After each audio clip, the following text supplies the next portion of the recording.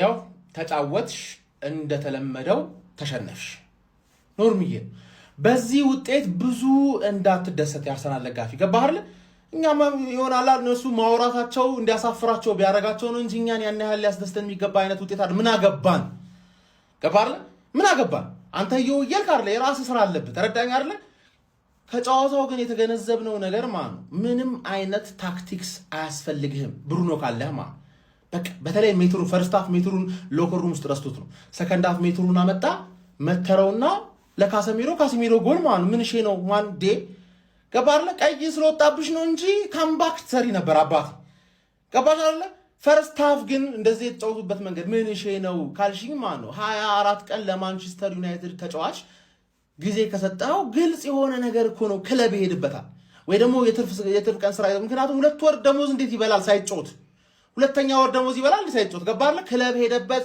አንዳንዱ ደግሞ ምናምን ፓርት ታይም ስራ ምናምን ሰራበት እንጂ ኖርማል ነው ኖርምዬ ነው ምንም ቅር እንዳይልሽ ሶስተኛ ቦታ ያንቺ ነው ከነገና ደግሞ ቀይ መደጋግሚው ነገር ምን ነው ከወንድም ጥላ ጋር የለመርሽው ነገር ነው ማለት ነው እነሱ ቀይ ስም ሳይሰጣቸው ሲቀር ካንቺ ነው ማለት አንቺ ነሽ የተቀበልሽው የሚቀጥለው ጨዋታ ደግሞ ሌላ ቀይ እንጠብቃለን ሉክ ሾው ምናምን ኬዝ ማለት ተረዳሽኝ አይደል ብሩኖ ካለ ጎል ታገባለህ እንዳይገባብህ ብቻ እንዳይገባብህ ይሄን ማለት ትችያለሽ አትሺ ስለምናቀማ ወይኔኛ እንደ ብሩኖ የተጫዋች ቢኖርኩ ስለማይገባብንማ እኛ አንድ እናገባለን ቢያንስ ሁለት ታክቲክ አስፈልግም ብሩኖ ብቻ ካለ ታክቲክ አስፈልግም ያን ያህል ቅር እንዳይልሽ ሶስተኛ ያንቺ ነው እኔ አሁን ብዙ አልናገርሽ ምክንያቱም ሁለት ለባዶ የተመራሽ ቀይ ወጥቶብሽ አንድ ጎል አገባሽ ሊድዝን እኮ ልታስጨንቂው ሞከርሽ አላስጨነቅሽውም ልታስጨንቂው ሞከርሽ ለሙከራሽ ብቻ ማለት እየሞከርኩ ነው ቤተሰብ ዩናይትድ ተጠፈጠፈ ማን 2-1 ተሸነፋችሁ ብላችሁ ሜዳችን ላይ ሳቃችኋ በሊድስ ከኛ ደግሞ በበለጠ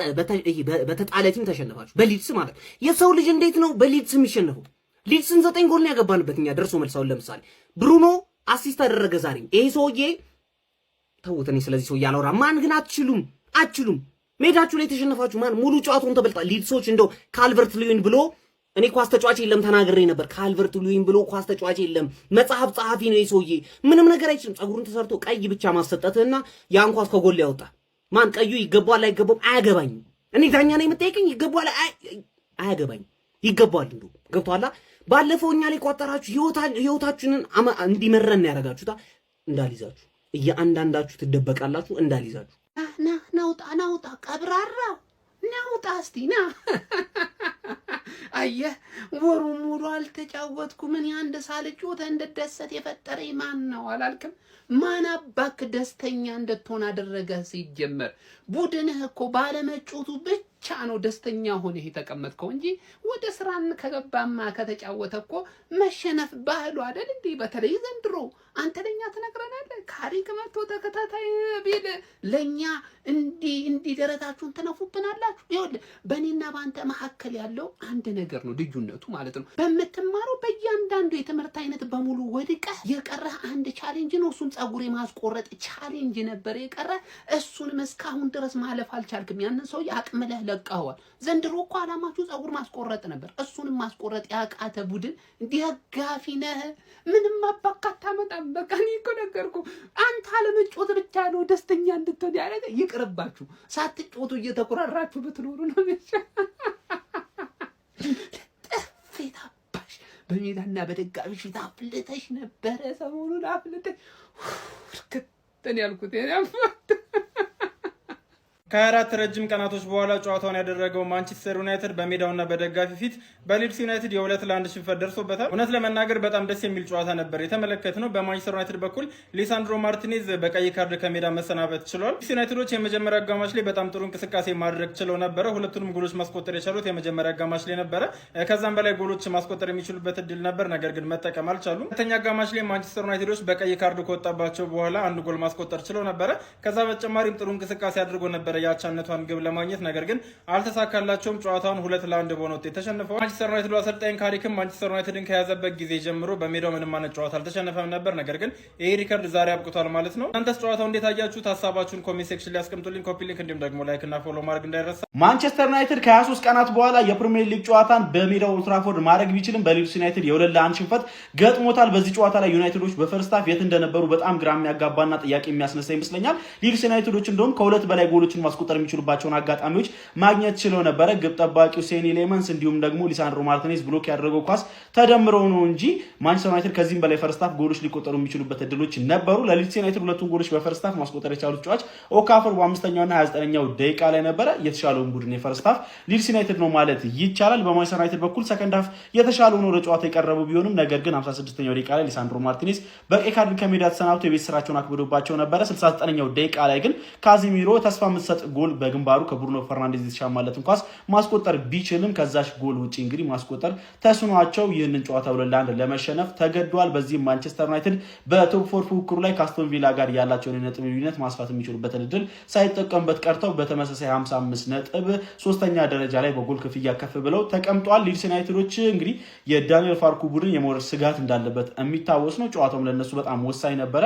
ታዲያ ማንቸስተር ዩናይትድ ላይም እንግዲህ ኦልድ ትራፎርድ ድረስ በመጓዝ የ2-1 ድል ማድረግ ችለው የወራጅ ቀጠና ስጋታቸውን እንግዲህ ማስታገስና መራቅ እንደቻሉ ተመልክተናል። ለማንኛውም እናንተ ስለዚህ ጨዋታ ምን ትላላችሁ?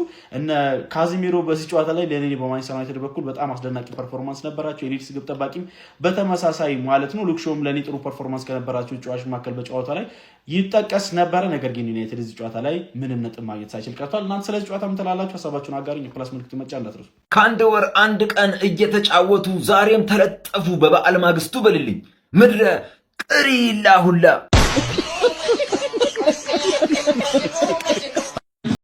ለትንሽ ተጫዋች መሆናቸው የዩናይትድ ተጫዋቾች ትዝ እያላቸው አጥቂና ተከላካይ የቱ እንደሆነ እየለዩ መተው የሆነ ሰዓት አይታችኋል። ፈርስት ሃፍ ኩኛና ማን ነው ያ ዩሮ ሲከራከሩ ነበር። እኔ ነኝ አጥቂ፣ እኔ ነኝ ተከላካይ፣ እኔ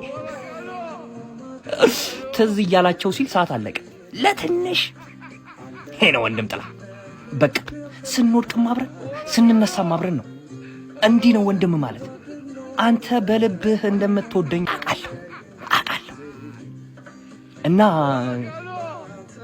ቀጣይ እንገናኛለን። ያው ቀጣይ ሳምንት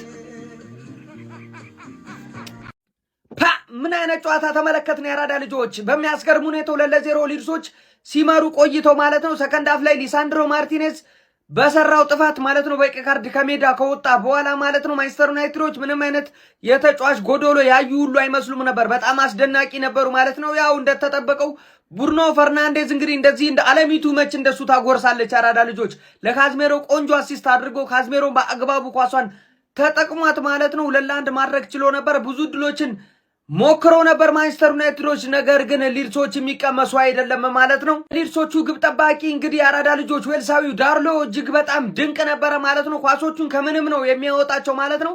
ታግለዋል። ነገር ግን ማንቸስተር ዩናይትዶች እንግዲህ አስቶን ቪላ ነጥብ መጣሉን ተከትሎ እንደዚህም ቼልሲን መሸነፉን ተከትሎ ቶፕ 4 ውስጥ ራሳቸውን በደንብ አዝልቀው ማቆየት የሚችሉበትን ነጥብ ማጣት ችለዋል ማለት ነው። ነገር ግን ሰከንድ ሃፍ ማንቸስተር ዩናይትዶች ታግለው ነበር፣ አልሆነም ማለት ነው። 2-1 በሆነ ውጤት ተሸንፏል። ሀሳብ አስተያየት እናንተ ነው። ሼር ኮፒ ሊንክ በደንብ ይደረግ። አዳዲስ ሰዎች ፎሎ ማድረግ እንዳትረሱ። ይመቻችሁ። 7 ደቂቃ ሆነብኝ። እስኪ ደስ ያለው ሰው ካለ አንድ ቁጥር ይጻፍልኝ። የምሬ ነው።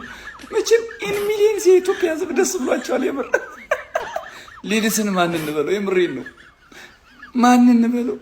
ማርያም ባጫ ደበሌ ብርሃኑ ላይ ማን ይሆን? የምሬን ነው። ኪም ኮንቾ ነው የሚባለው። ይሄ ደቡብ ኮሪያው ነው። ምን ሊድስ አፈር ልብላል እናቴን። የምሬን ነው። አለቀው ግሎሪ ሊድስ ዩናይትድ። የምሬን ነው። ኦልድ ትራፎርድ ኦልድ ትራፎርድ የዩናይትድ ሜዳ ነው ወይስ ደግሞ የሊድስ ሜዳ ነው የሚመስል? ያራዳሉ። እንዴት አባቱ ነው ደስ የሚለው። የምሬን ነው። ከአንድ ወር በኋላ መጥቶ እንግዲህ ይሄኛው አጓጉቶ የነበራቸው ክለባቸው ተሰጠው። አለቦታሽ ተቀምጠሽ በሲስተምና በቴክኖሎጂ ችግር አለቦታሽ ተቀምጠሽ ገና ተወርጃታለሽ ገና ቶፕ 4 ወይ ቶርጃ 5ኛው ነሽም ነገሩ አድቫንቴጅ አለሽ። 3ኛ የኔ ቦታ ነው ወይ የኔ ወይ አስቶን ቪላ ተወርጃታለሽ ገና ተወርጃታለሽ። እንዴት ደስ እንዳለኝ ማርያምን። የምሬን ነው። ያለ አግባብ ያለ ስራቸው ነበር ይሄን አንድ ወር ሲስቁ የነበረ በእኛ ላይ። እንደዛ ከሲቲ ስለጠፍ ከፔሲ ሲሰናበት እንደዛ ደስ ብሏቸው፣ አርሰናል እንደዛ ሲሆን ደስ ብሏቸው ነበረ። እንዴት አባቱ ነው ደስ። እግዚአብሔር ግን ይፈርዳል። ፍራጅ ነው በእውነት። የምሬን ነው። እኛ የምናውቀው ዩናይትድ እኮ ድሮም እኮ ይሄ ነው። አረ ወገናቸው ዩናይትድ በሜዳው ሊድስ ዩናይትድ ጥጉን አስያዘልኝ። ሜዳው ላይ መጥቶ ሊድስ ዩናይትድ ስትት ጥግ ድረስ ይመቸው። እንደውም ትንሽ እኮ ሊድስ አስጨነቃችሁ። የምታባክኑት ኳስ ምንድን ነው? ዩናይትድ እኮ አስጨነቀን የሆነ ሰዓት። ከምሬን እኮ ነው መላችሁ። የምታባክኑት ኳስ ምንድን ነው? ደግሞ እዚህ ጋር ምን እያደረገ ነው? ማርቲኔዝ ሉጋም የያዘ መሰለው እንዴ? አህያ ነው እንደሚጫወተው ምንድን ነው? በእናታችሁ አረ ይመቸው። ሬድ ካርድ ይመቸን። እኛ የምናውቀው ማንቸስተር ዩናይትድ ይሄ ነው። ለዚህ ነዋ የናፈቃችሁ ወር ሙሉ ካልተጫወተ የማይሸነፈው ክለብ ይኸው ከወር በኋላ ተሸነፈ መጥቶ። አረ ይመቸን።